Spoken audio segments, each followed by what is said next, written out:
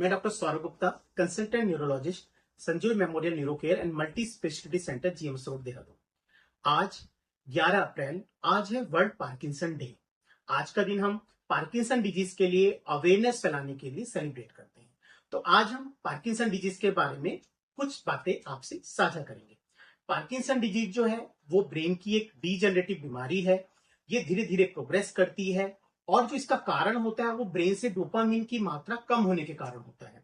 अगर हम बात करें common symptoms of Parkinson disease के, तो सबसे जो कॉमन सिम्टम्स होता है वो होता है ट्रिमर। ट्रिमर यानी कि हाथों में कंपन होना, जो कि बॉडी के किसी एक साइड से स्टार्ट होते हैं, और कंपन जो पार्किंसन के होते हैं वो रेस्ट पे ज्यादा होते हैं as compare to action and the posture trimmer. इसके अलावा अदर जो सिम्टम्स होते हैं उसमें ब्रेडिकाइनेसिया आता है, यानी कि स्लोनेस इन द बॉडी, जिसमें पेशेंट को जो भी वो काम करता है उसमें नॉर्मल टाइम से ज्यादा समय लगने लगता है। मतलब जो भी उसकी गति है किसी भी काम को करने की, एक्टिविटी की, वो धीरे धीरे कम होने लगती है।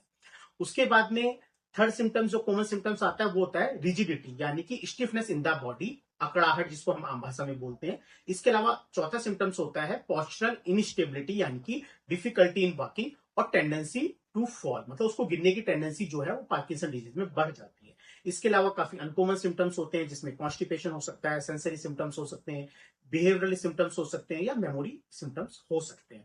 अब अगर हम बात करें पार्किंसन के ट्रीटमेंट की, तो पार्किंसन जो है वो एक ट्रीटेबल कंडीशन है, लेकिन कंप्लीटली क्योर पॉसिबल नहीं है। तो पार्किंसन के ट्रीटमेंट में फिजिकल थेरेपी आती है, healthy diet and rehab therapy आती है। इसके अलावा मेडिकेशन के ऑप्शन अवेलेबल है हमारे पास पार्किंसन ट्रीटमेंट के लिए।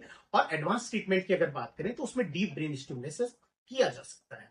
अगर हम बात करें पार्किंसन के जेनेटिक की, तो पार्किंसन समटाइम्स जेनेटिक भी होता है, और एज ऑफ ऑनसेट जो पार्किंसन का होता है वो यूजुअली मोर देन 60 इयर्स होता है, बट समटाइम्स यंग पेशेंट में भी पार्किंसन देखने को मिल सकता है।